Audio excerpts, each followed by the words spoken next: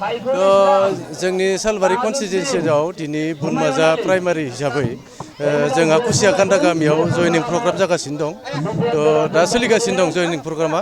बेसेबांसो जयेन जादों ना फोरमायगोन? दिनै 120 जन जादों टटेल। माबे दोलोनिफ्राय जयेन जादों? गासै दा बाहाय UPPL नि दं आरो माबा AIUDF नि दं, ओमफ्राय कंग्रेसनि दं, आरोबाव GSP निफ्राय दं। जिहेतु जानो गोनांथारसै क'क्राझार 1 नं लकसभा बिसायख'थिया मा फोरमायगोन? बिसायख'थियावथ' जोंहा क'क्राझार हिसाबै जोंहा देरहाखानाय स्थितियावनो दंखायो आरो जोंनो सबसे सेथियाव मासिखौ आवग्रिखागोन बेनो। बेसेबांसो भट मोनना देरहासार जागोन ना फोरमायगोन? बेखौथ' जों दा बुंथ'ला, थेवबो बे बुहुद दस्रानिस्रुइ बुहुद आवगायाव थांनानै देरहागोन आरो। जिहेतु नोंथांमोननि 1 नं सालबारि बियाबनि MCLA जय मुसाहारि बिथाङा BPF निमोन, नाथाय UPPL आव जयेन जाबाय। माबा मोनसे फोरमायगोन नामा बिनि सायाव? थ' बेवहाय बेथ' गावनि गोसोनि खोथा, गाव बाहाय पाब्लिकखौ सामलायनो हायियाव UPPL आव गोख्रों होनना थांदोंबा बेखौ जों बुंनो थांनो हाया। जायनि जाहोनाव जोङो MCLA हिसाबै मानिना लादोंमोन।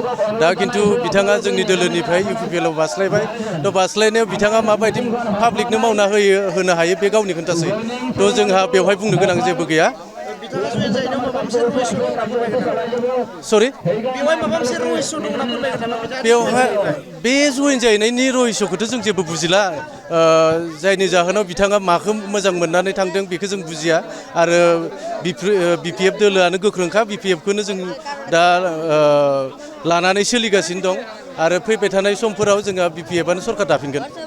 जिहेतु हिरा सरनिया बिथाङाबो देरहागोन होनना बुंदों, बेनि सायाव फंनैसो फोरमायगोन नामा? हिरा सरनियाथ' दानि दिनाव जेबोआनो गैया। मानो होनबा गासै जोंनि क'क्राझार समस्तियाव दिनै BPF नि थौ जादों। बेखायनो गासै एसामिस हक आरो मुस्लिम कमिउनिटि हक आरो बर'आथ' बर' थाखाबायानो, गासैबो लोब लोब फैनानै जोंनि BPF दलावनो जयेन जागासिनो दं।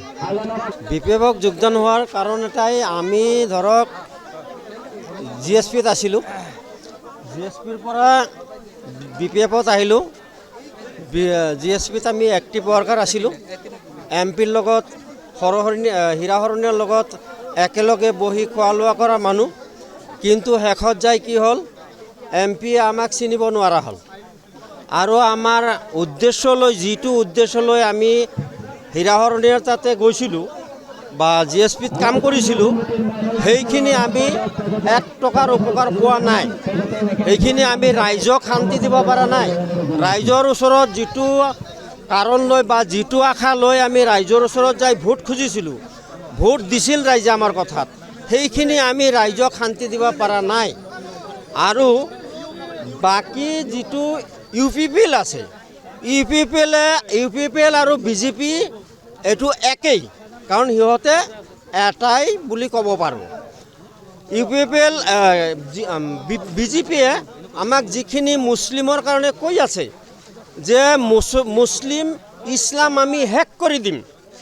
আমাৰ যিটো BJP চৰকাৰে আমাক মুছলিমৰ কাৰণে কৈ আছে যে আমি মুছলিম বা ইছলাম শেষ কৰি দিম, ধ্বংস কৰি দিম। গতিকে আমাৰ যোৱাৰ ৰাস্তা নাই। আমি যিটো দেখি আছোঁ বা চাই আছোঁ যে আমাৰ যিটো BPFে আমাৰ ওপৰত কিবা শান্তি দিব পাৰিব। কোকৰাঝাৰ লোকসভাত যিটো MP হ'ব,